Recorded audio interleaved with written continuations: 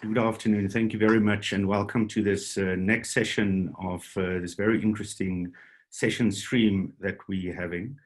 Frans has indicated that this follows from the two previous sessions. I will share my screen in a moment. The previous two panels focused on conceptualizing the African food system and unequal status of women in African food systems. As you can see from the screen, we're continuing with session B of the session stream on food systems transformation in Africa to address the Sustainable Development Goals. Really very happy to welcome the audience, panelists and eminent speakers that's part of this panel or session B.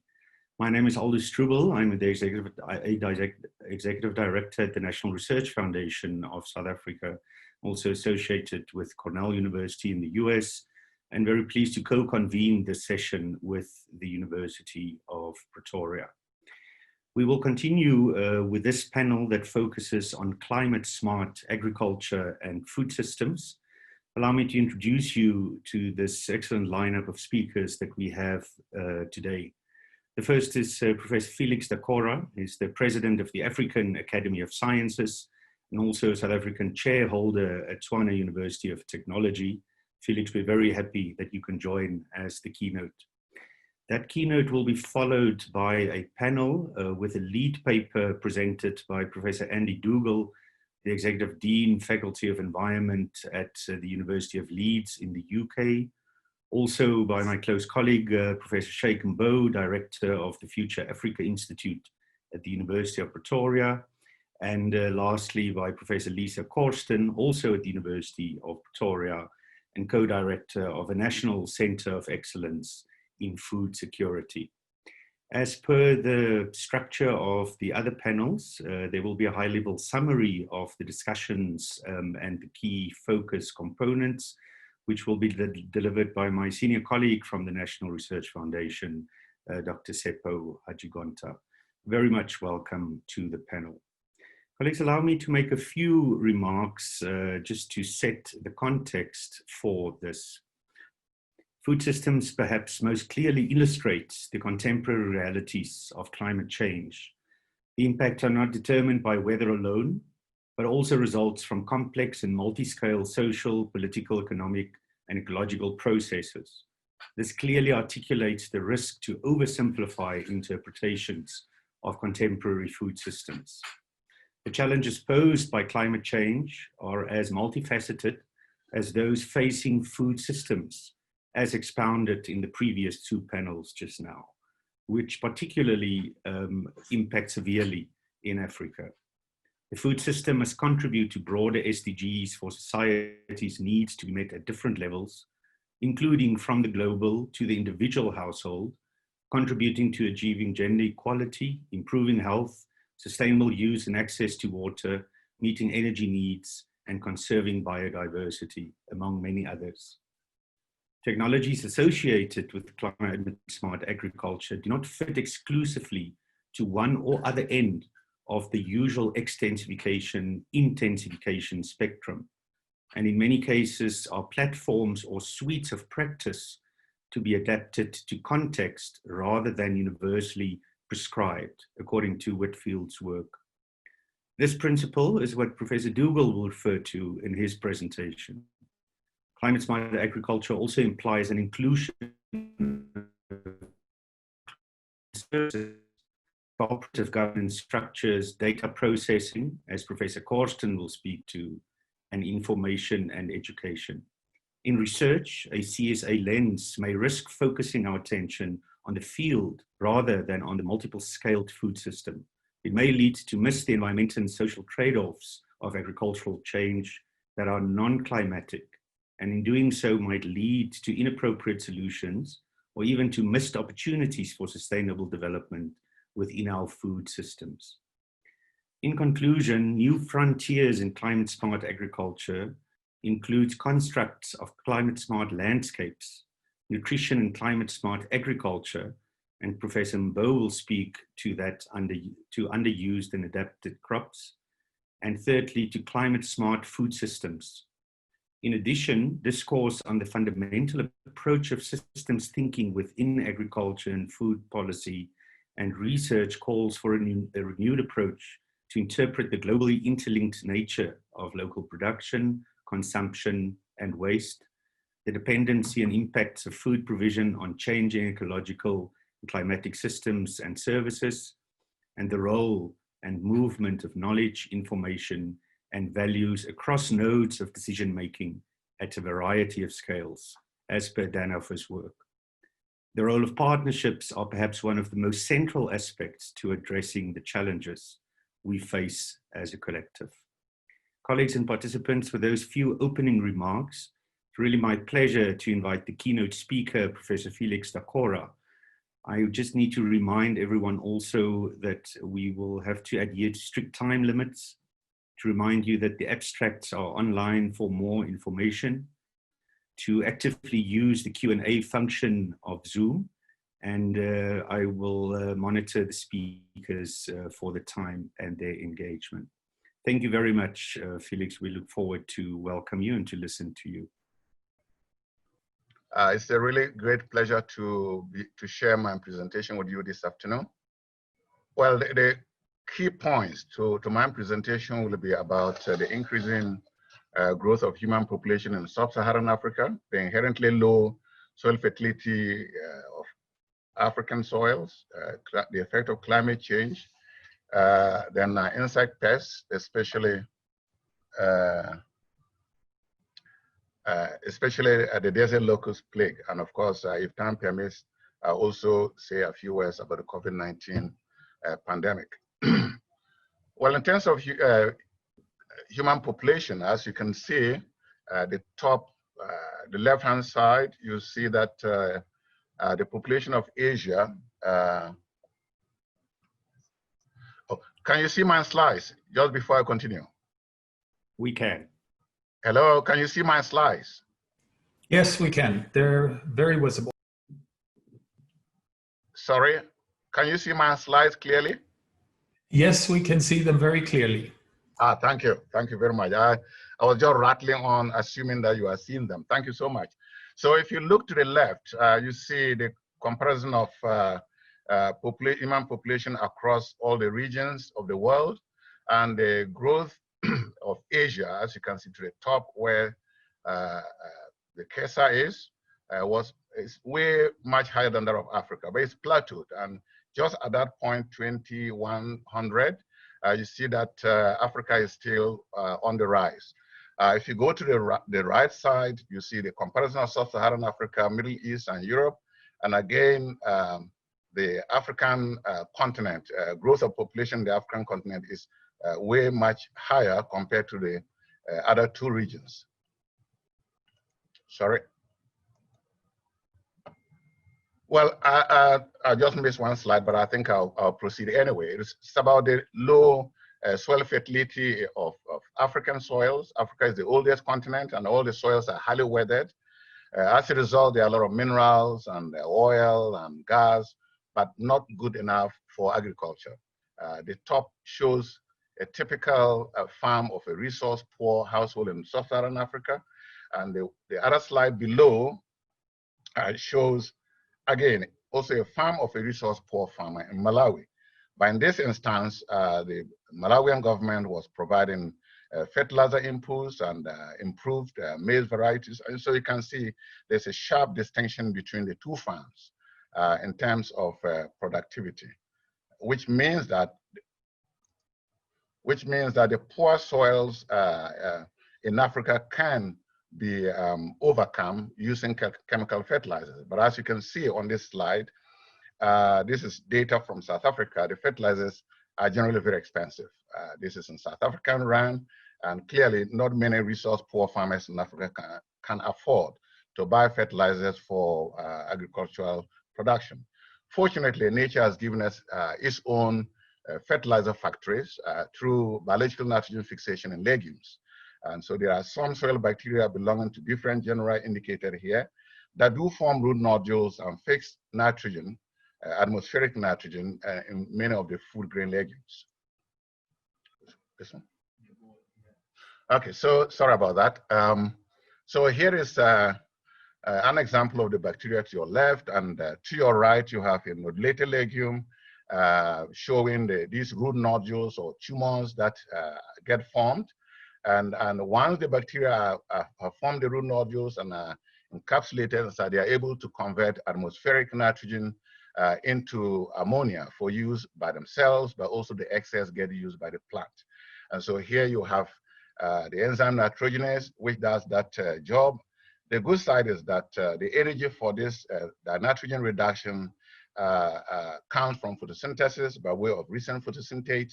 And because of that, this process has a very low carbon footprint compared to the chemical fertilizers that are made through the Haber-Bosch process. And so this is one way that we could get salt is a cheap source of nitrogen. Okay, so these are examples of some of the common legumes we have studied in the lab. To your left-hand side, you have soybean, mung bean, pigeon pea, and your right, groundnut, cowpea, and Kessen's groundnut. What's important here is to show you examples of the percentage nitrogen derived from air and the actual amount of nitrogen that's contributed to the cropping system. Now you can see the ranges of how much the plant nitrogen is obtained from the atmosphere rather than from soil. And on the other side, of course, you can also see just how much biological nitrogen is left in the plant after grain has been harvested. And so these levels of nitrogen that remain in the plant residue can serve as biofertilizer, for increased crop production. Here is a slide that we took in Mpumalanga province of South Africa. And here is an African woman farmer practicing what I'm just talking about.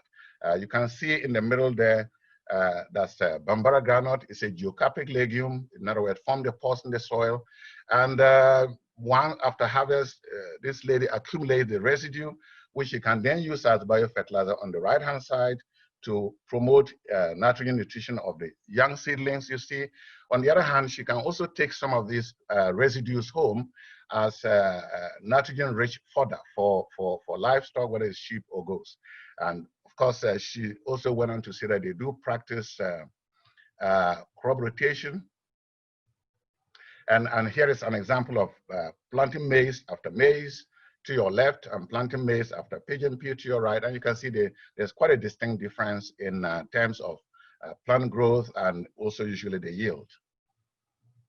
This is a study that we did 32 or 3 years ago in northern Ghana, looking at nitrogen budget in a cowpea maize rotation system. And to your left, there's a cowpea plant. You can see fixed N is 201, and taken with plus 25 kilograms from the soil, you have 226. After harvesting grain from the plant, there was 150 kilograms nitrogen left in the residue. And once you then follow that up with a maize crop, the maize could derive 41 kilograms nitrogen per hectare from the symbiotic end that was in the crop residue. And so through this kind of process in the crop rotations, you are able to increase yield of following cereal crops or vegetables. In the same study here, I just wanted to show you under the 0N application, you see maize yield after maize was 952 kilograms per hectare. And then maize after groundnut and cowpea, the yields actually more than double. And if you spike that system with as low as 30 kilograms nitrogen, you actually will get even much more higher yield of your maize crop. This is a recent study published by one of my students in Frontiers and Sustainable Food Systems by David Legwati. And essentially it's talking about rotation benefits from nitrogen fixing grain legumes to cereals, from increases in grain yield and quality to greater household cash income by following maize crop. And there you can see the percentages at the top represent increase in maize yield of maize after legume compared to maize after maize. And the increases range from 22% all the way up to 47% in groundnut, clearly demonstrating that just by using simple crop rotations with food grain legumes, one can increase productivity of cereals. And those increased yields that you get once you sell the crop, there also then in round terms, there is an increase in cash income for the households, which also range from 108 in black gram up to 225% in groundnut. So there is potential for the farmer to make a significant cash income from practicing these kind of green technologies. The other thing that we'll be interested in doing is to buy prospect for high nitrogen fixing native soil rhizobia, because they are more adapted to the African system. And so here, to the right of the slide, you can see root nodules. We isolate the bacteria. You can see the colonies on a yeast mannitol plate, and we take those pinpoint single colonies, and we then put them back on the host plant to prove that they can nodulate and fix nitrogen. Once we've done that, we also put them back on the range of legumes to determine the host range. In other words, find out just how many leguminous crops can these bacteria infect and form root nodules, and that then becomes a basis for their selection for use as inoculants. We also then move on to, we can study the identity of the strains and look at their diversity across the system. So don't worry too much about the complexity of this. Is just showing that we sequence a number of genes and match that with the sequences in the gene bank. And anything with TUT, those are our strains. All the other ones are standard strains that are in the gene bank. And with this, we can classify them. That's not really what I really want to stress. The next slide is what I'm more interested in. So this is where we test the strains for their symbiotic efficiency in fixing nitrogen as a step to using them as strains for inoculant production. Here there are two take-home messages that I'd like to present. You compare bradyrhizobium strains, CB756 and all the TUT strains. When you compare them with the 5 millimolar nitrate, you see they are all bigger than the 5 millimolar nitrate. In essence, the biological, oh, by the way, I should stress that these plants are growing in sterile sand with all the nutrients except nitrogen. So essentially, in the control, we've provided 5 millimolar nitrate, and we've done a comparison of our strains with a standard inoculant strain that is being sold to farmers, and that's the bradyrhizobium strain CB756. And you can see our three strains to the right are much more effective in fixing nitrogen and supporting plant growth compared to the inoculant commercial strain that is sold to farmers, as well as the nitrate-fed plants. And this was on Keston's groundnut. It's one of the indigenous legumes. The same thing applies to cowpea. Here are some strains that we isolated from Mozambique. And as I said, the plants are growing in just pure sand without any nitrogen at all. And you can see the uninoculated plant is almost dead. But you can see the range of symbiotic performance or nitrogen fixing ability of the four strains that we have tested, clearly indicating that there is a strong variation amongst isolates when it comes to their ability to fix nitrogen and support plant growth. And of course, there is a direct correlation between plant growth and grain yield, especially when the plant is dependent on biological nitrogen. So usually the ones that are better nodulated fix more nitrogen. They tend to and grow and give you greater biomass. They also give you higher grain yield.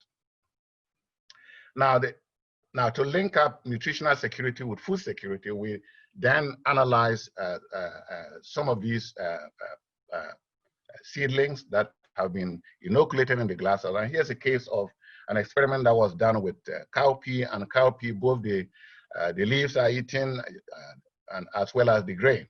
And so here we analyze first we measured biomass, which is your far left, followed by N-fix, and then we also measured zinc and iron in the shoot. And you can see that the two strains at the top, which are with light green, they fix more nitrogen, and in so doing, they also accumulated more iron and zinc in the shoot. When you compare that to the bottom yellow, where you've got 5 millimolar nitrate, and all with the other strains. And so the bottom line is that here, by having higher nitrogen fixation, these strains are also able to accumulate trace elements which are important for meeting macronutrient deficiency. So we can conclude on the part of the inherently low soil fertility in Africa by saying that we can overcome soil fertility through tapping the benefits of biological nitrogen fixation. We can increase crop yields, Using legume cereal rotation, we can increase household food security and cash income.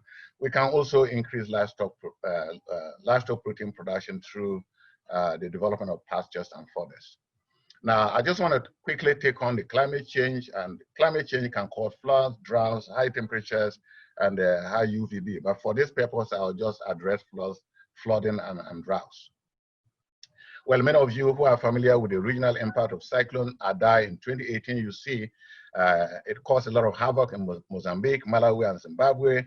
From affecting many people, it displaced a lot of people, it caused death, and it also injured a lot of people. And all of these together impact on agriculture and food security, including crop production and livestock production. The other extreme, of course, is drought. And here, again, this was drought in 2015 in Sadak, and to the left, you can see that the maize crop is almost gone. There's not going to be any yield. To your right, you can see animals are dead because there's no forage or pasture, no vegetation, and also no water to drink. And so climate change is actually a huge problem. Now, we can overcome some of these aspects, not all of them, and that is by breeding for early maturity crops. One can overcome the issue of drought. And one of my students who finished last year did some work in Ghana on cowpeas, a breeder, and he was able to identify from farmers' material a 48-day maturity cowpea variety called Tobana, and then another one which is 55 days old. Now, if you take the 48 days old, it means that with 1.5 months of rainfall, it's more than adequate to be able to get economic yields from this particular crop. So it's important that we identify crop varieties that can grow and mature within the shortest possible time in order to escape some of the drought periods and use them when we can have rainfall for at least 1 to 2 months.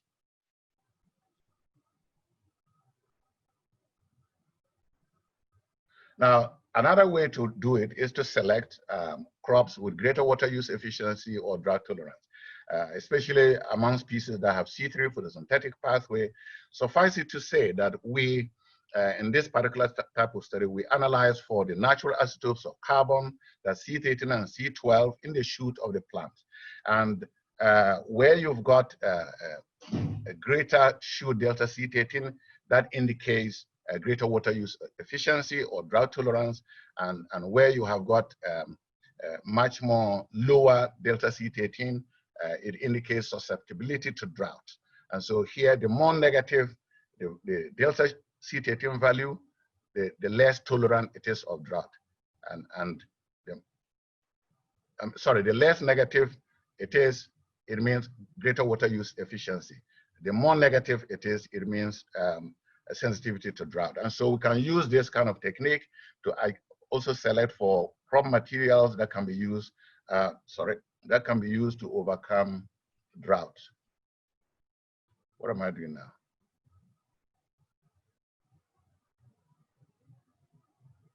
Yeah, now this is another thing that we just bumped into. Essentially, we inoculate soybean plants. There are 15 of them in 6 different geographic areas in Ghana, covering Guinea savanna to Sahel savanna. And here you can see what I just said.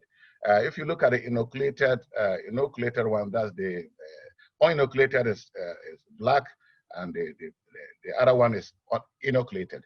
You can see the inoculated values are way greater compared to the uninoculated values when you of the delta C13, essentially saying that when you inoculate some of these plants or some of the species, you actually increase the plant's ability to tolerate drought and grow better and give you some yields. And the fact that this experiment was conducted in the Guinea savanna and the Sahel savanna across 6 study sites, and we had the same trend in the data, indicates that inoculation has got a double benefit, that it can promote nitrogen fixation, allow the plant to give you greater yields and benefit for following crops. But at the same time, some of these strains can also promote increased drought tolerance in the legume. And by so doing, then you can come up with a climate smart approach to increasing crop yields. Felix, I apologize for interrupting, but you have 2 minutes left to wrap up. Thank you, Okay, Felix. thank you very much. Okay, let me just jump to this one. Okay, many of you will have seen this. Billions of locusts swam through East Africa after years of extreme weather. Again, this caused by extreme drought followed by prolonged rain season. And this is what we had last year and this year, all the way from the Horn of Africa to Southern Africa. I'm going, again, the same thing. Let me just say that as a result of that, many farmers from this part of the world realized that they're going to suffer from food shortages. And I just like to say that the blessing here is that a paper that was just published recently, 12 August 2020, by a good colleague and a senior member of the Chinese Academy of Sciences, has a lot of hope, or provides some great hope for overcoming the desert locust problem. They've discovered in this paper published in Nature that this molecule called 4-vinyl anisole or 4-methoxystyrene is a pheromone that is able to cause aggregation of the locusts. That's the structure of the molecule sitting there. And so it means that this molecule can act as a powerful attractant for the locusts. And if you have 4 or 5 solitary locusts that are housed together, they start to produce and emit this pheromone. And in so doing, then they attract many more locusts together, and that's what leads to the formation of the swarms of locusts that you just saw in the slide before. And this has a potential biocontrol aspect to it. Essentially, it's a source of novel, green, and environmentally friendly control strategy. You can use a pheromone or this compound in the field to trap locusts in their breeding grounds. And you can spray it and they congregate. Once they congregate or aggregate, you can then spray it with a pesticide, and so doing, you control the locusts. And that's a conventional way of control. But of course, you and I know that that kind of approach has also an effect on smaller pollinating insects that are important for food security. The much more better one to do is to now spray the pheromone to attract huge populations of this. And then you can use a drone to harvest these locusts, and that can be used to produce protein for human consumption, or it can also be used as organic to make organic fertilizers. The other thing that my good friend Larry Kang told me is that that's not in the paper, this is just personal communication, but they can knock down the pheromone receptor that's in the locust. And once you knock down the pheromone receptor, they are not able to congregate anymore. And so therefore, by producing this antagonistic molecule that can block the binding site of the receptor, you prevent the locust from aggregating to form swarms. And in so doing, then you overcome this problem. Alternatively, you can also use this, that can also be used as a tool for biocontrol of the desert locust. And I'd just like to conclude by saying that the African Academy of Sciences, the Chinese Academy of Sciences, and so it's Alliance for International Science Organizations, and 2 provinces in China, together with the locust program in ECP and East Africa, we're getting together to see how we can use this particular discovery to try and assist the African region, especially the Horn of Africa, from overcoming the desert locust. So I'd just like to conclude there and move on. These have already been covered. I'd like to thank my students and collaborators over the years. This was a meeting that was organized with funds from the Gates Foundation. I'd like to acknowledge Aldo and his colleagues, the National Research Foundation, Bill and Melinda Gates Foundation, China University of Technology, McKnight Foundation, and I'd like to thank all of you for listening to this talk. Thank you very much. And I apologize they mess up in some of the slides. Thanks, Emilio. Professor Dakora, Felix, virtual round of applause. Thank you very much for a most informative and complete presentation. I think you focus quite strategically on the field aspect of climate smart agriculture. And this will fit very well with the comments from the rest of the panel to look at the rest of the components for a holistic approach. This also will link very closely to Sheikh Mbo's comments on underused crops, and you certainly highlighted the fact that innovation and new methodology are required for a truly nutritious food security environment. Professor Dakora, thank you very much for the keynote paper. Audience, we will move on with the panel now, focusing specifically on climate smart agriculture and food systems. He has been introduced before. The lead paper for the panel, Professor Andy Dougal from the University of Leeds. Andy, thank you very much. Thank you, Aldo. Everything okay in terms of my technology, the sound and everything? Yes, thank you. Good, great stuff. Okay, so thank you, everybody. What I'm going to do for the next 10 minutes or so is just to summarize some of the work that has been led loosely from Leeds, but with a whole range of partners from across the African continent in two main programs: AfriCap, which is a program looking at food system resilience, working in Tanzania, Malawi, Zambia and South Africa. And then also a project called African Swift, which is looking at science for weather information and forecast technology. So working outside my sort of soils comfort zone into a more sort of meteorology and communication zone about how could we better utilize weather forecast information. And that project's working in Senegal, Ghana, Nigeria and Kenya. So I'm going to try and just summarize some of the main findings there. And this also then feeds into the collaborations we have with the University of Pretoria and Van Rapan and 10 partner universities in terms of setting up this food system research network for Africa, of which I'm one of the co-Is. Just to start off, I just wanted to reflect a little bit. Obviously, Aldo has said what the sort of definition of climate smart agriculture is: agriculture that's trying to sort of utilize benefits across both increased production, but also really importantly, the sort of climate adaptation side in terms of enabling resilience to more variable climates, in particular heat stress, droughts, floods and the like, but also at the same time trying to be climate smart in the sense of enhancing carbon storage within the ecosystem. So predominantly the soil I'm talking about there, but actually in the biosphere as well in terms of trees and the landscape and the like.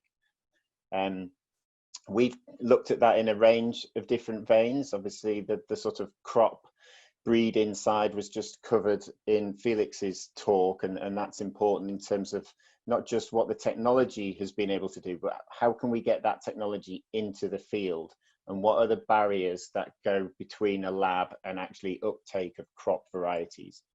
And in a similar vein, I've done a lot of work over the years looking at how land management in dryland Africa is affecting soil properties, and in particular, how can we enhance the resilience of the sort of support mechanism that, I mean, the soil is the basis of the living system, as it were. If we can improve soil structure and soil chemistry through organic matter management, things like residue cover onto the surface, reduce tillage in terms of ploughing and ridging and furrowing of soils, and the use of intercropping like the sort of legume examples we've just seen. So a lot of what I'll talk about is our work in Malawi on conservation agriculture, but this is equally relevant. I'll do a little bit in terms of the AfriCap work in Tanzania as well, in terms of soil and water conservation and agroforestry.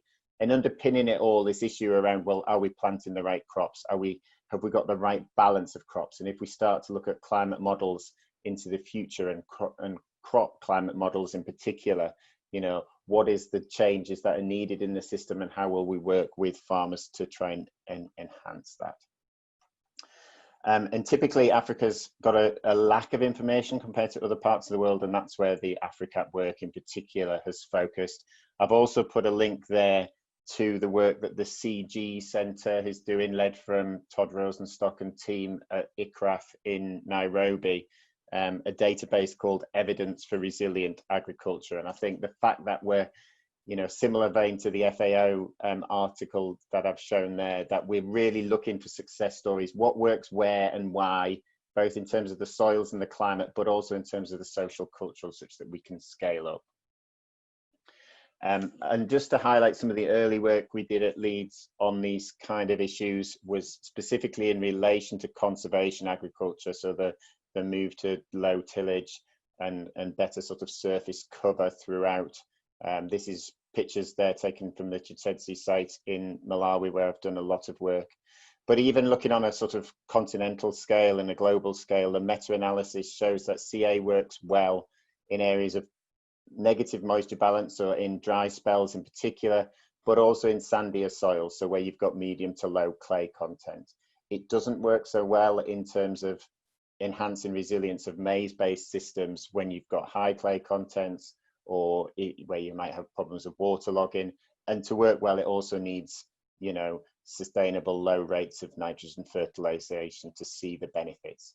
Those benefits tend to be seen after around 5 years of this sort of practice, and they're not seen every year. And this is one of the issues around uptake, is that they're particularly seen in dry spells. The reasons for that in terms of the soil science, I won't go into in detail here. A postdoc of mine, Samuel Eze, has just published a paper in the last 6 months or so, which outlines the way that we're seeing how the structure of the soil has improved in Malawi under sites that have been under conservation agriculture for 12 years. Notably, there isn't a significant increase in total carbon or total nitrogen, but what we are seeing is that the way the carbon is stored in small micro aggregates, the sort of good crumb structure that we see in soils, is particularly important. And what conservation agriculture is doing when it's done well is enhancing that organic input to the surface of the soil through the residue management. And that's helping bind the soil together, providing the organic matter which retains water through the dry spells and allows the maize to still harvest even in some of the drier years we've seen. I just stress as well that that only really works when you've got the targeted support of a range of organizations locally. Extension service is particularly important, but increasingly, as per the story of Taco that from Malawi that Elizabeth mentioned earlier, that sort of link into the village level health services, and is there labor available in the household, and particularly women's labor, but also children's labor, just to try and make sure that that is part of the conversation, so that these studies aren't just held in a farm trial setting, but also into a farm system. Institutions came up a lot earlier in terms of how can we support this kind of work through national institutions, but I'd also stress really importantly the sort of district level, what I often term as the missing middle. You know, how are we working with district extension services such that they're supporting and advocating the right sort of land management practices for that area. Another Malawian student of mine, Edna Chinzeo, has written widely around how, whilst conservation agriculture is adopted for the period of a intervention from an NGO or from a donor, then that isn't always retained, and we've got a big problem of disadoption of conservation agriculture in many parts of Malawi, and that the land management practice needs to be linked to other advice around inputs. Malawi's still, you know, very focused on its affordable inputs programs and things like that, and it needs that tie-in of land management to the right use of inputs or the right use of new seeds, new technologies like Felix has just talked to us about. And I reckon, I suppose the point there about, well, what's its impact on other factors, the fact you only see the benefits in dry years, and also the linking with pests is particularly important. Just to show quickly that this is also relevant in other contexts, this is just some highlights of our work in Tanzania in the East Usambara Mountains, looking at soil and water conservation, and really very similar issues around the farmers are recognizing key soil health indicators, often the color of the soil, the structure of the soil. These are, you know, what you see there as visible indicators. We can use these to have a two-way discussion with farmers about improved practices, and that becomes very important. In terms of brokering positive stories from this, I just wanted to stress that most of the work we've done really highlights the need for multi-stakeholder partnerships to enable a change. The sort of pictures you see there in the field working with the private sector, that's actually a mining company who provided agricultural extension workers in the DRC from previous work we did, empowering traditional leaders, farmers groups, obviously in particular women's groups, faith-based organizations, and actually for the research side to not just expect that we as researchers can do the advocacy, but to work with national boundary organizations. So we're working with CISANET, the Civil Society Organization of agriculture in Malawi, and organizations like that to try and instigate change. From the second project, just quickly for the last 2 minutes, just to mention work around climate services. I think this is really important, a really big opportunity area for, I'm a soil scientist by training. I've ended up doing a lot of social science, but increasingly I'm working with meteorologists, I'm working with communication and media experts about, we have the skill now to better forecast the future, as it were. Okay, it's not perfect, not every weather forecast will be correct. It is harder for the tropics than it is for the temperate regions of the world, but that skill is improving, in particular on a sort of, both on a seasonal level in terms of the links from ocean temperatures and ocean circulations, but also on a sub-seasonal scale, that we can improve the forecast through a season. And I think it's really important that we, when you talk to farmers, I go wanting to talk about the soil and they want to talk to me about the weather.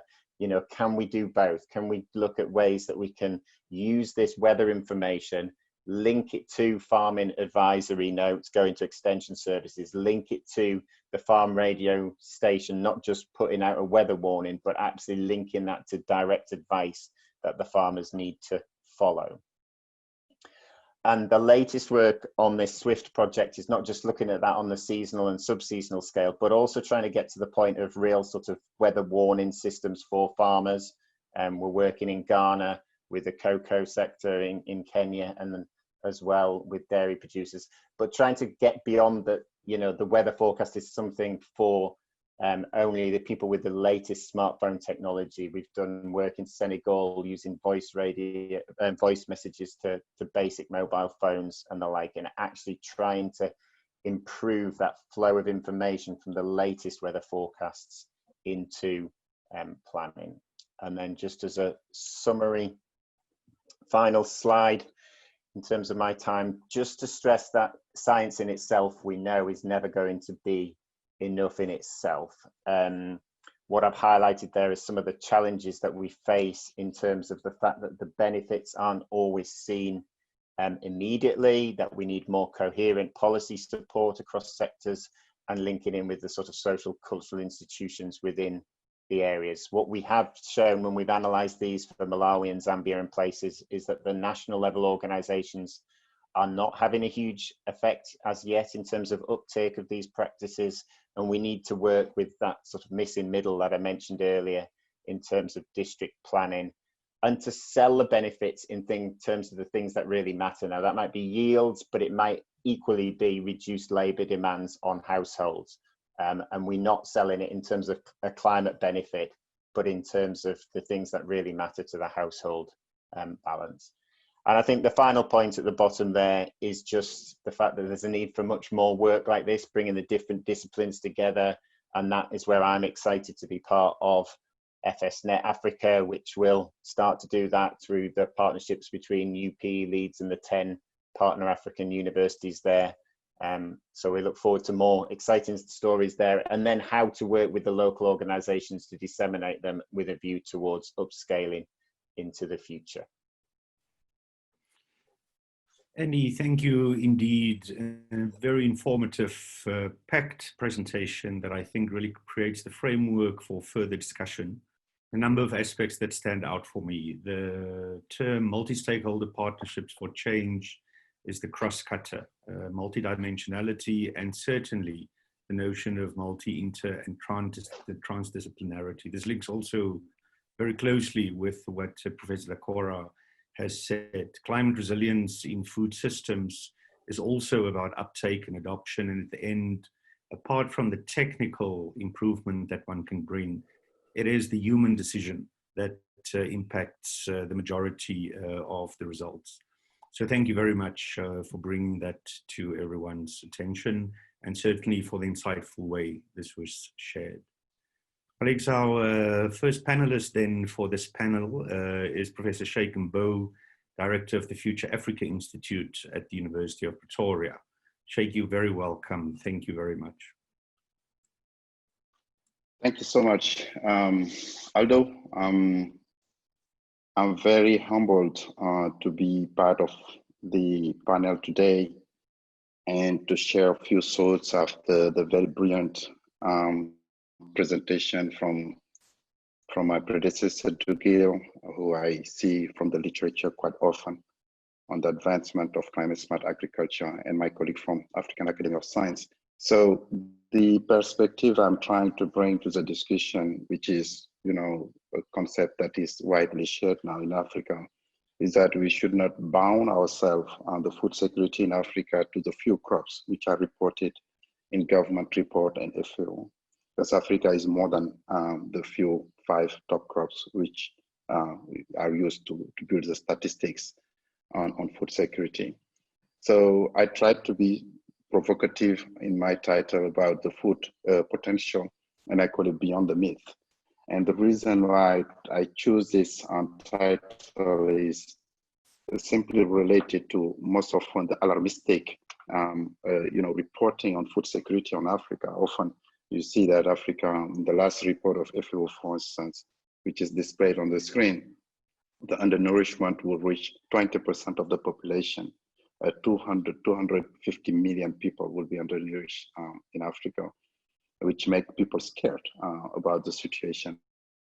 And they add that Africa is significantly off track to achieve the zero hunger target 2030. When I see this kind of statement, I'm puzzled, not because these statements are not true, it's based on facts, but I'm puzzled on the why it should be like that. If you take a continent with 60% of arable land, global arable land is in that continent, and where the biodiversity and the type of food you can take from our trees and our crops is the most diverse, one of the most diverse of the globe. You're puzzled and curious to see, how it comes that we cannot just make it a better life and livelihood to people based on that diversity. And, just going through what we can eat in Africa and what you all eat in the daily basis is not maize, only maize, wheat, and other kind of cereals. It's a very, very, very wide range of fruits and vegetables and cereals that comes out from our landscapes.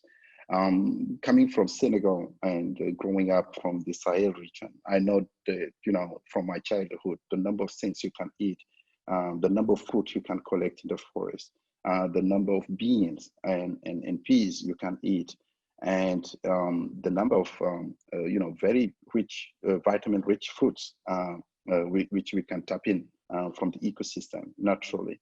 And what has been the fate of those things? We live a rhetoric. I think there is an ontologic fight or ontologic stand which we should have here. Is that most of those species, as you can see from our African Academy of Science presentation, they have names which are quite repulsive. We call it cow bean. We call it, monkey orange. We call it bambara beans. Kind of stigmatization of the food before you eat it. If you want to go to the market in Japan and tell them, I'm going to sell you a very good orange, which is a monkey orange or a cow bean, I'm very sure that your product will be left unsold. And there is an ontological fight already to rebrand this product and make it have a positive branding from the naming to the packaging to everything. If we want to promote it. And the biggest transformation on food security to me in Africa, beyond the yield gap and all this climate smart agriculture we are talking about, is the issue of diversification, because that's where the issue of quality food, of diet is laying. And there is a discovery of those fruits and products in the current world. If you travel to US or Europe, you will find more product coming from Africa, which are called food boosters, that comes from moringa, or that comes from, let's say, baobab fruits or other nutritious fruit. And that is, to me, a big transformation levy that we are neglecting and that the policymakers are ignoring, and you would not see them in any reporting on food security and diversity. And therefore, I think we are missing a big chunk of the potential of Africa to improve its food security. And we're not just telling it because, it's a promotion of, product or local product. there is some fact related to the vitamin content and the nutrition content of those species. Just a snapshot from a slide from the World Agroforestry Center, where I served 5 years before I go around and come to Future Africa campus. Most of the species we have in Africa, they have triple or more than 5 times the content of vitamin of traditional fruits. If you take vitamin C, just a snapshot here, the vitamin C content of Adansonia digitata or Deuterium microcarbon, which is called Ditah in Senegal, is 3 or 4 times more than orange. Our vitamin A from our mangoes and other fruits tripled any of the imported crops such as carrot, etc. So the transformation of the improvement of health related to diet relies on the use of those kind of product that comes from us. On a productive side, here we got together with friends, Eric Transmayer, and it was a paper we just published in the Bourlade's and Dodds series on climate change and agriculture. The level of productivity of those crops is absolutely fascinating. And what fascinates me more is the fact that a great deal of those crops we are talking about are perennials. And perennials means more and longer carbon stock in the landscape, and a greater role in erosion control and the improvement of biomass. Our colleague from ASS demonstrated the importance of carbon content and biomass in the soil for improving the plant growth. And these species we are talking about are not only very important for food production, the cereal and fruits, but they also contribute to the process, the ecological process, the buffering process against climate change extremes, and the improvement of soil fertility. So it was exploring those beside the fact that they deliver basic starch or carbohydrates and other protein content, which are really needed to improve food security. Now the big question is, how do we go from having them as just gathered product to use them as a intensive production process? I mean, when I say intensive, I mean sustainable intensive. I'm not meaning the green revolution approach of sustainability here. And you can see that there is a great deal of locally, adopted and domestication process, which are really growing. In Senegal this year, the iconic species for plantation was baobab fruits, and people are doing plantations, more plantations, related to those species, which we are having. So the domestication process is absolutely important, and there is a great deal of trees we can do on that domestication. So very quickly on the genetic resources, 7 minutes is very short. There is a great deal of genetic resources, and there is a big effort that needs to be invested into categorizing the genetic resources we have within a same within one species. There is a lot of varieties, a lot of genomes, and we need to do the sequencing of them and put the markers in place in order to identify those which has a bigger potential in terms of food quality. Somebody asked a question about the seed quality of beans, but food quality is also absolutely important, and the productivity of those things in order to do crossbreeding and grafting and improving the productivity of those products. Last but not least, the economic value. Africa wants, from the African Development Bank, and you have heard it from the World Bank presentation by Simone this morning, Africa wants to be to go from a net importer of food to a net exporter of food. So to be a net exporter of food is not just selling the raw product, it's to going from the left side pictures, which is just raw product from the harvest to the small market, to more branded and transformed product. The first time I saw a branded product of juice from baobab was in Germany after PhD defense. Baola, which you can see in the picture here, was the juice which I'm referring to. And it was really puzzling that I can drink, Baola in Germany, where the baobab fruits comes in Africa, and we don't do any branded drink from that, very rich in vitamin. So the last picture here is showing that we are at Future Africa trying to build a database of all those trees and crops, which has different potential in terms of protein, in terms of the different part use or domestication status, and try to influence policymakers to invest more money into those neglected plants and to reverse the myth of, you know, the way we eat, you know, food and product in Africa. I see my time is over. Aldo, you're muted, but I'm done. It's back to you now. Thank you. Sheikh, thank you indeed. I think a very informative presentation. Thank you for your time limitation and your understanding. A very clear argument through your paper, apart from the notion of diversification of crops, is that the technology must be linked to how we diversify crop and the very fundamental aspect of diet transformation. So it's really quite a focused and deep type of change that is needed if Africa foresees for itself to be a net exporter of food, but also, of course, the well-being and quality of life of our citizens are directly linked to the type of technology and approach that we would like to do that. Sheikh, thank you very much for your presentation. Dear audience, the last panelist is Professor Lisa Korsten from the University of Pretoria.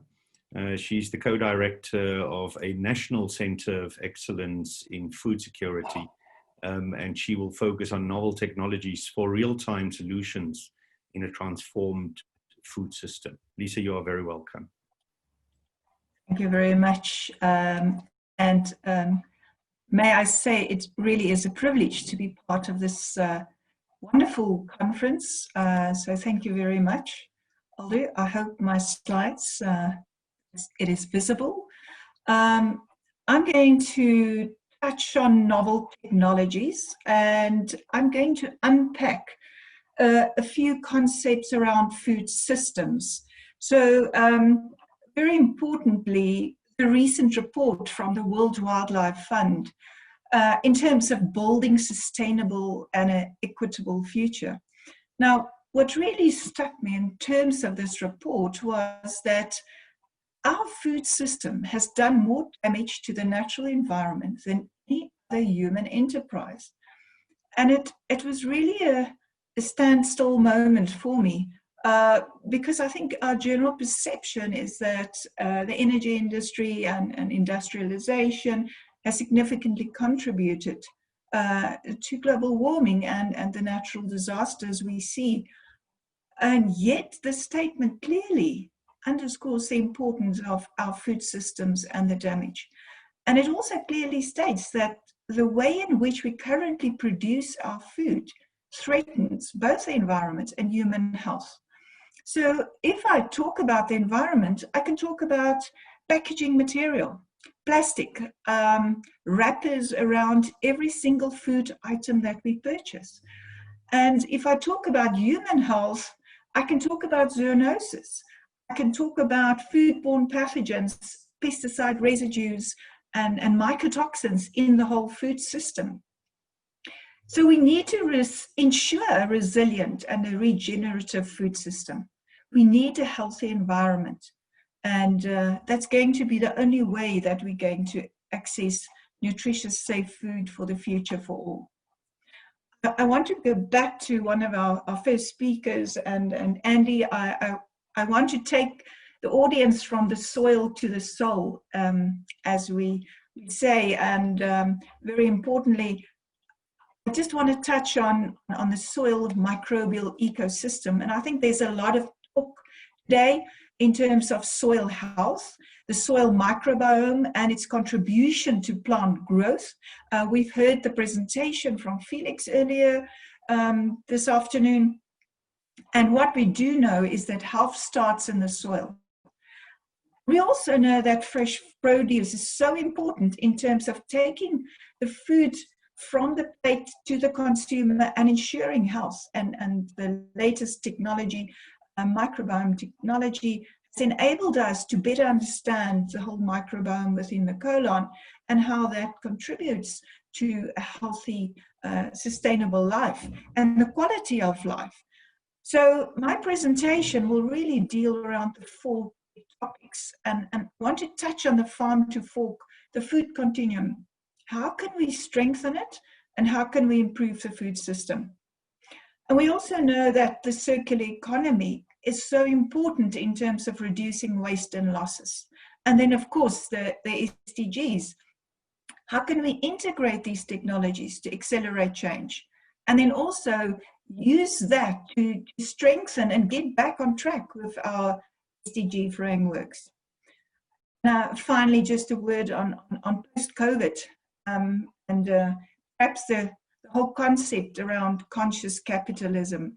Can we provide an equitable, fair, and just future for all? It's important in this context that we actually look at, very importantly, the social dynamics within the food conglomerates. And I think we're all familiar with the groups that control food and control the food system. So if we want to transform this food system, I think we need to start with the seed. And this is a very nice map of controls the big seed stocks in the world.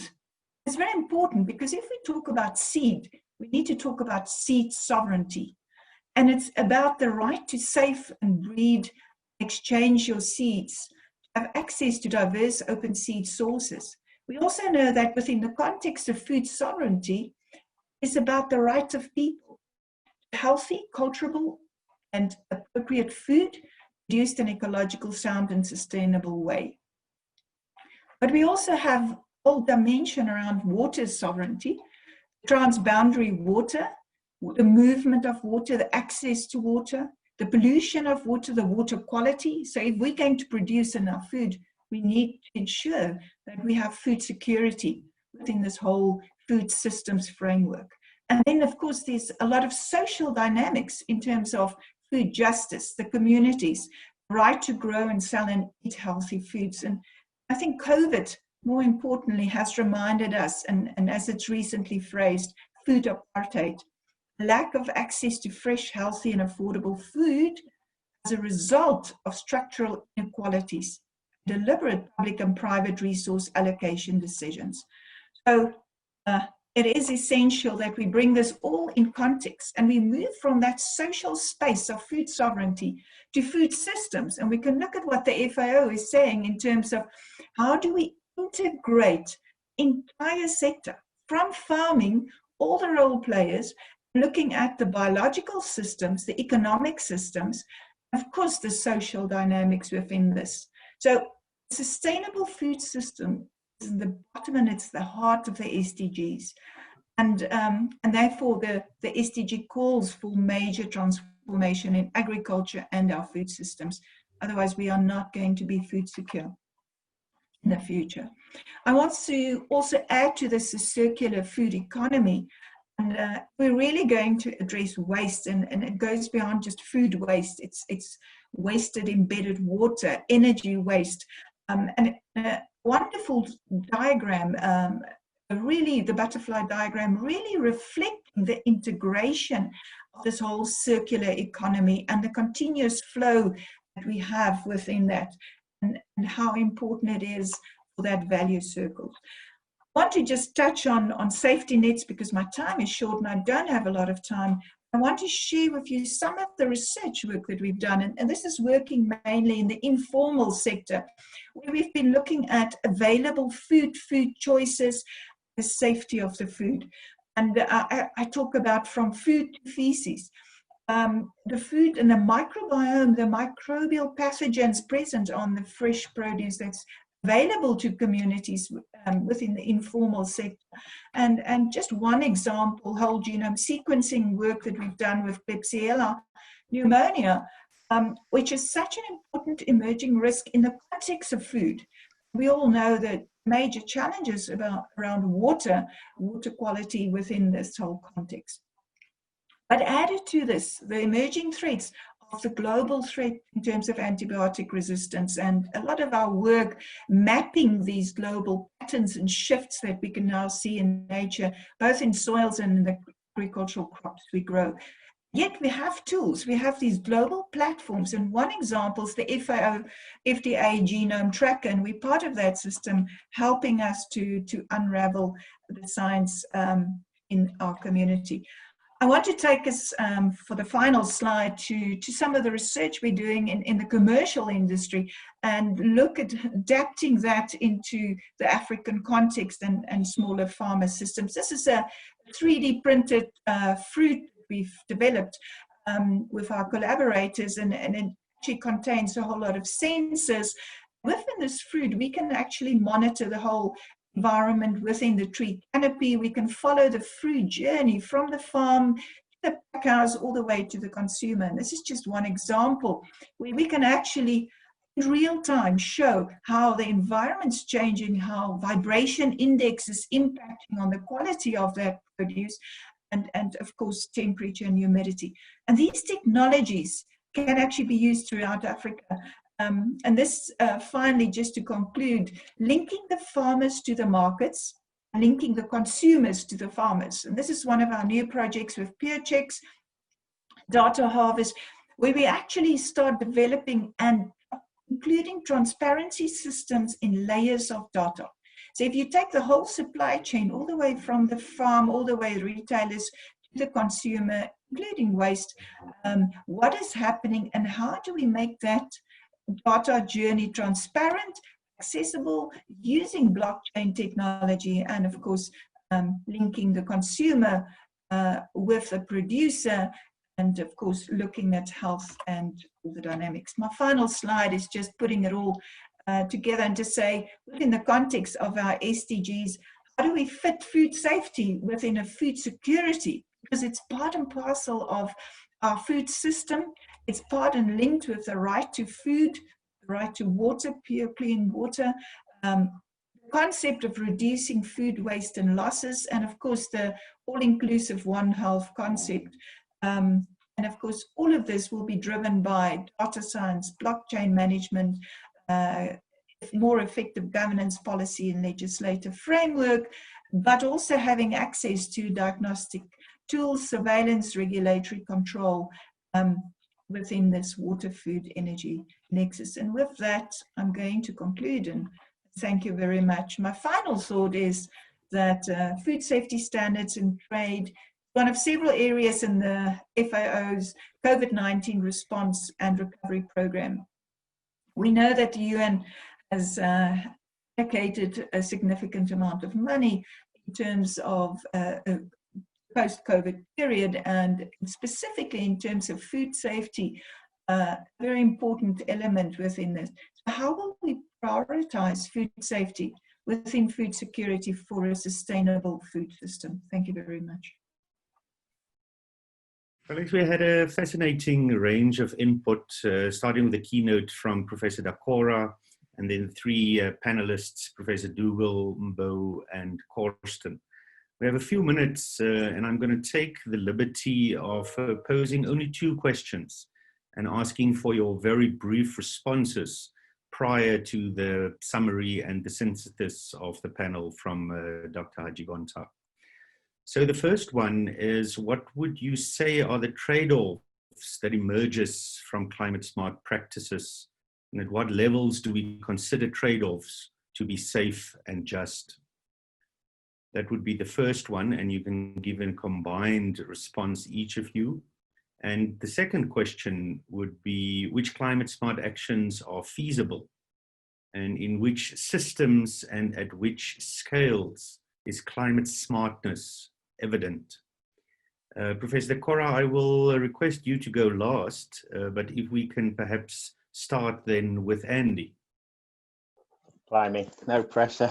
They're quite broad-ranging questions, aren't they, in terms of, you know, I did highlight what I see as some of the trade-offs in a land management sense, in that whenever you're giving advice around how a farmer or a group of farmers should manage their land, you know, what you've got to do is think of the lived reality in terms of not just the economics of it, in terms of, you know, what are the inputs they can afford and what's the maize yield or whichever crop yield they're getting out, but in terms of the not the hidden inputs are where, in a way, both in terms of their knowledge, but in particular their labour. And I think I was struck listening earlier to the gender session and the sort of practical example Elizabeth gave of a Woman's Day in Malawi, as to, you know, recognizing that a lot of what we deal with in terms of agricultural projects, you know, is assuming that labor availability. And obviously a lot of the sort of language around population levels and the like kind of assumes that there is plenty of labor, and that hides those sort of real sort of local level trade-offs. So I think that is really important in terms of when we try to understand, well, why don't interventions, whether it's a new crop type or whether it's in a sort of more traditional land management practice like a lot of conservation agriculture is just to try and understand that. And I suppose that plays into your second question there, in terms of those that are feasible. It's very hard to say, well, that's feasible, you know, we should all be doing soil and water conservation, we should all be doing conservation agriculture, we should all be using the latest hybrid seeds, etc. You know, it does need a degree of local context, and that makes it difficult in the sense of there isn't, you know, 1 or even 10 solutions fits all for a given country or place.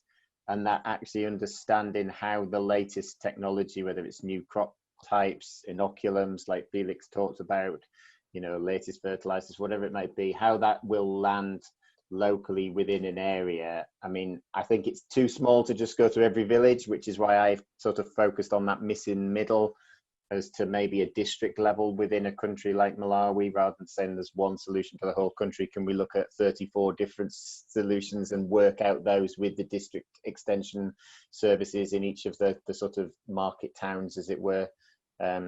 So I think, you know, that's not, it's often the scale that's thought of least. So I would just stress that maybe to start sometimes in that middle ground, so that when you're talking about, well, it's got to be bottom up and meets top down, where do they meet? And it might be in those district offices. Indeed.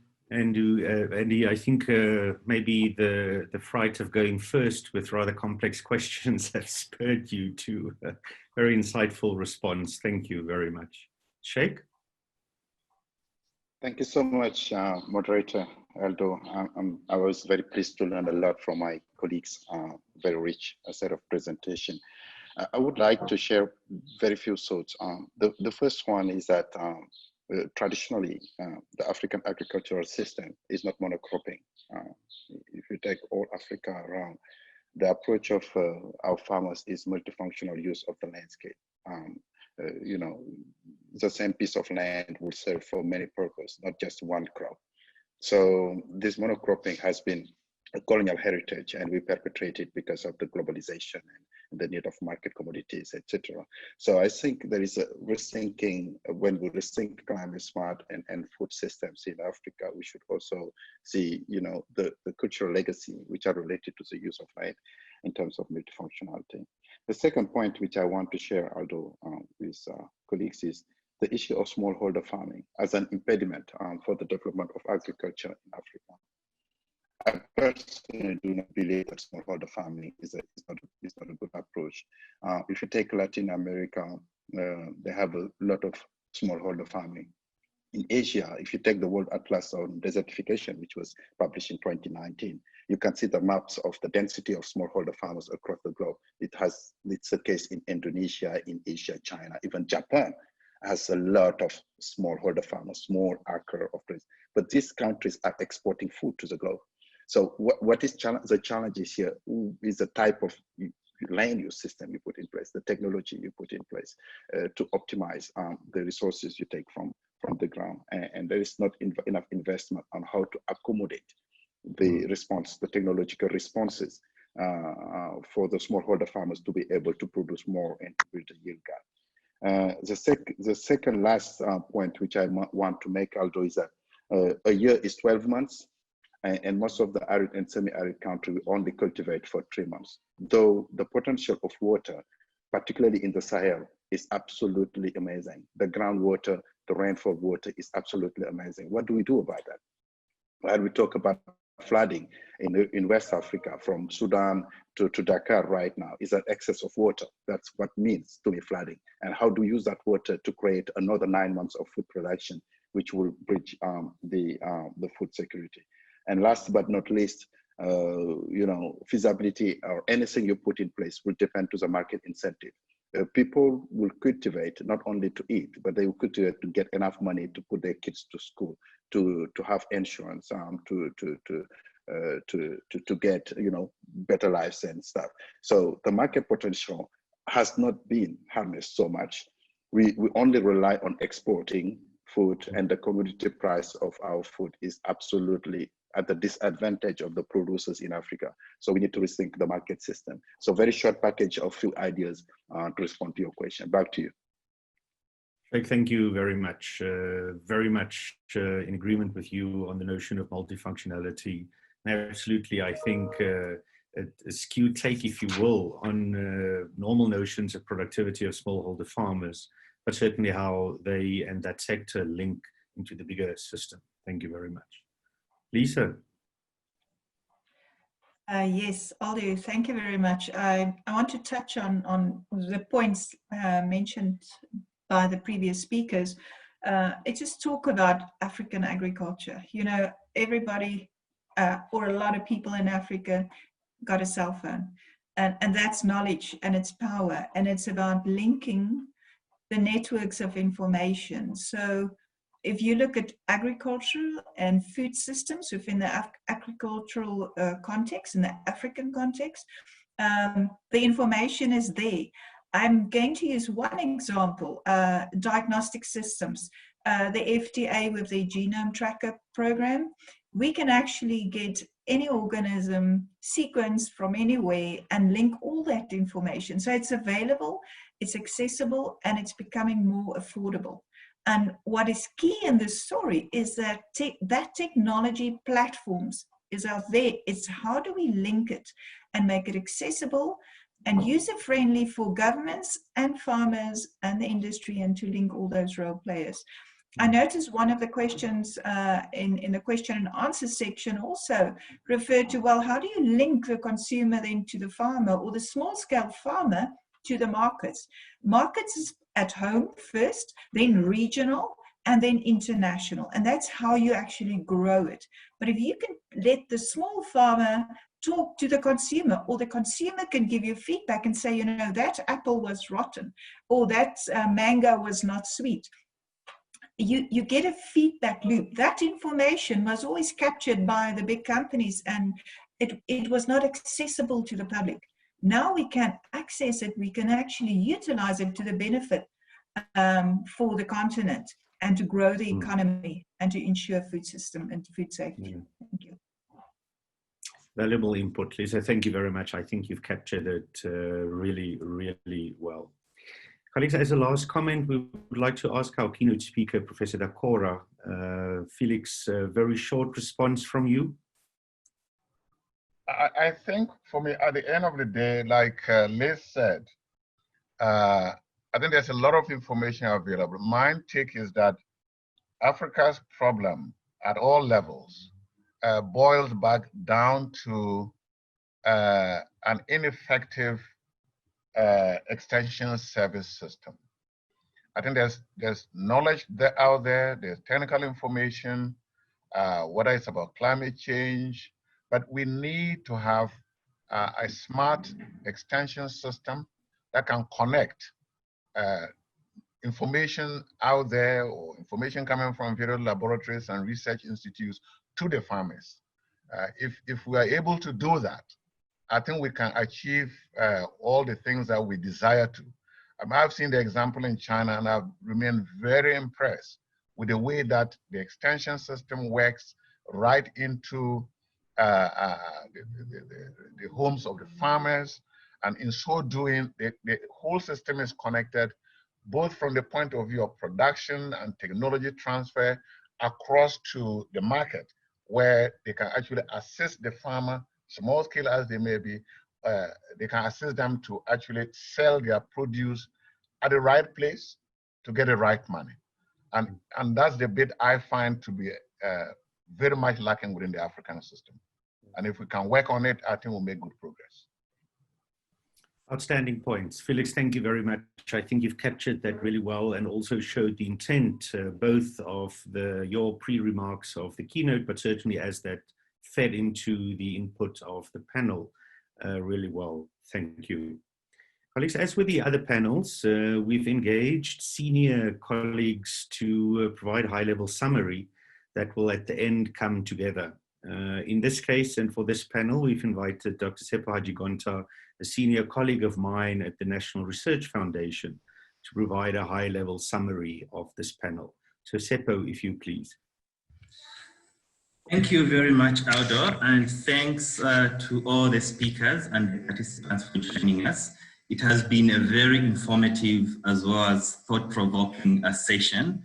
I'm sure you all agree with me that the presenters did justice to the questions that were posed. The first one, I think, just to highlight some of the issues that were highlighted, as well as the focus on having that clear linkage of how effective climate-smart agriculture systems can, in a nutshell, lead to overall economic growth, improved quality of life, reduction of hunger, and how, in a nutshell, as well, can impact or in a positive way the environment, as well as some of the inequalities that we have in the continent. The focus of the discussions were mostly to unpack and share challenges, lessons, ideas, and opportunities on climate-smart agriculture and food systems. And core to that was, of course, the focus on Africa, which was highlighted as a region which is both vulnerable to climate shocks, among others, and as well as the development of the need of development of sustainable solutions that some of them were highlighted to be traditional. They're not new, but they're smart and traditional, which is quite good, to look at those production of processes as well as some of the nutritional aspect of it, just looking at food production. My summary is in 4 components. The first one, I'll speak of the climate-smart agriculture practices. Secondly, I'll speak of the novel technologies that were presented. Thirdly, science and policy recommendations that were presented. And the last one will be on partnerships. Number one, on climate-smart agriculture practices and food systems. Africa's environment and non-environmental challenges were highlighted. For instance, there was lots of discussions that the presenters unpacked with regards to the climate, the soils, and etc. The presenters also provided insight on how science, to some large extent, is informing some of these practices on climate-smart agriculture systems and methods. And the examples were broad. We saw examples from everywhere across the continent. Some of the highlights, of course, were both smart and traditional. For instance, there was a lot of emphasis on the need to use crop rotation methods to improve crop yield, and as well as to improve the socio-economic status of communities. This is not new, but it has been done, and it should be emphasized instead of using some of the conventional processes like using fertilizers. There was also some mention of the use of green innovative methods for livestock production, which was as well related to a high yield of livestock as compared to conventional methods, and as well as looking at other methods that have been used over a number of years, such as the use of early maturing crops and drought-tolerant crops to respond to some of the challenges aligned to environmental challenges that the continent has. One of the key aspects that was raised beyond the environmental challenges was the need for institutional support at all levels with regards to supporting climate-smart agriculture systems and methods, and there was a lot of emphasis on looking at all levels, not just policy and farmers, but all levels, including the missing middle. There was also emphasis on the need for developing tailored training programs that can provide skills and insights to engage the farming community so they can adopt all these technologies at various levels. Africa's rich nutritional crop value was so highlighted. So it was basically. I'm very sorry to interrupt. You're only on point 1 of 4 now. So may I ask you to wrap up in the next 1 minute, please? Sure. So the African nutritional value was highlighted as well, and the need for a domestication of practical processes as well. Number 2, the need for new novel technologies was one of the key areas. The innovation, the value of innovation as key to unlocking some of the climate smart agriculture challenges and opportunity was highlighted, and there was examples that were provided. For instance, the tool on linking farmers to the market as one of the tools, and there was also emphasis on the need for smart extension service that should be upscaled and highlighted as one of the technologies, technology methods going forward. And of course, there was also technologies aligned to generate innovation of seeds, etc. On policies, a strong emphasis was made to engage, to have a strong political engagement in order to revive the rural economies. So this is basically informed by the science that's being done on the ground.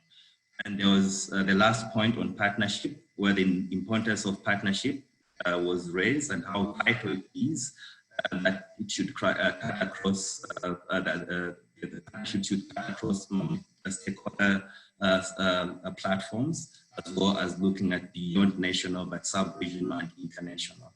In summary, the speakers, I think they made very good arguments, and I would just like to argue that the main focus as well going forward would be to look at ways to upscale some of these practices and technologies that were presented. I think we should maybe think a lot more about that, and I think that's my conclusion. Thanks a lot. Dr. Giganta, thank you very much. Colleagues, and also for your excellent participation and the input to this panel. We would like to ask the speakers and the panelists to, on your own time, respond to the Q&As that have been posted. And we're very pleased about your participation and the indeed. It is now my great pleasure to introduce you to the moderator of the next session, which is one of the highlights of the session.